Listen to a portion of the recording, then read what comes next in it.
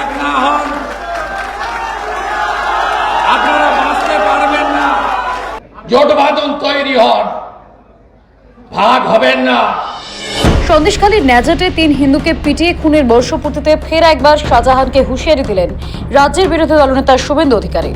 রবিবার সন্দেশখালীর কানমারির ভারত সেবাশ্রম সংঘের মাঠে সেখানকার হিন্দুদের অস্তিত্ব রক্ষায় ফের একবার একজোট হওয়ার ডাক দেন তিনি।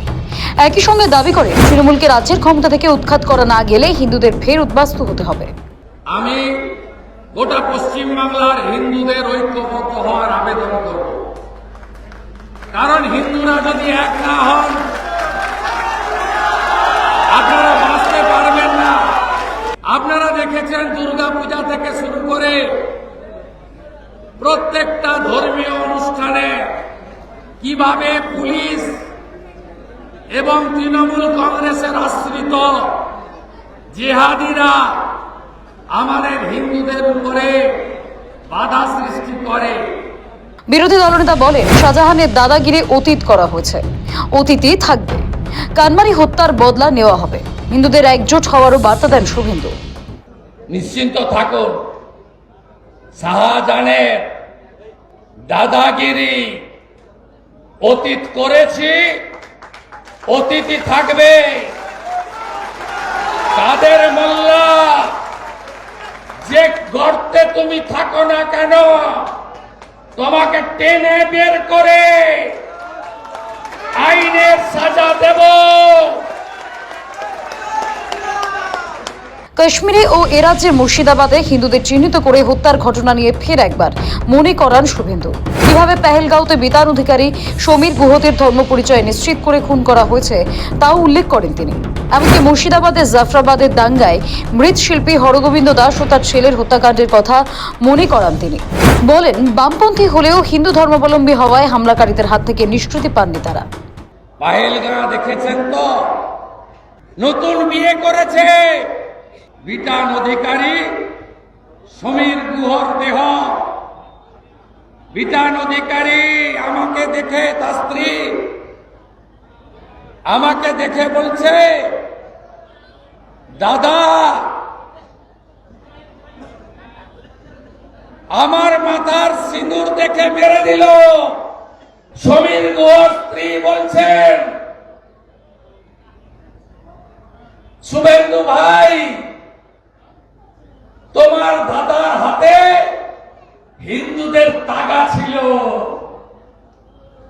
সেই তাগা দেখে মেরে দিল। ভারতীয় সেনা প্রতিশোধ নিয়েছে, মাসুদ আজহারের বংশকে নির্বংশ করে এসেছে। 2019-এ যে দাদা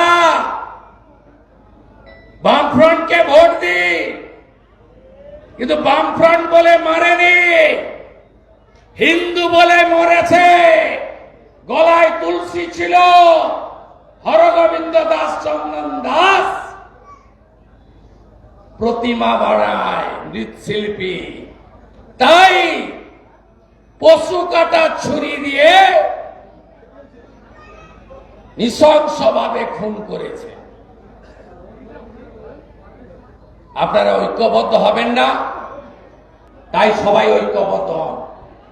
20 মিনিট বললাম, আপনাদের কষ্ট হচ্ছে, সবাই উঠে দাঁড়ান, নীরবতা পালন করব, বিদেয়ী আত্মাকে সম্মান জানাবো।